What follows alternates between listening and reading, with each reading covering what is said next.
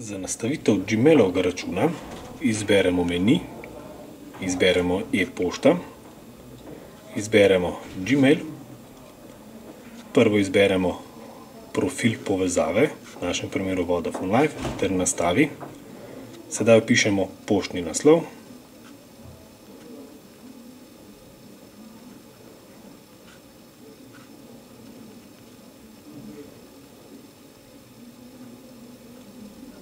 Preverimo uporabniško ime, vpišemo geslo,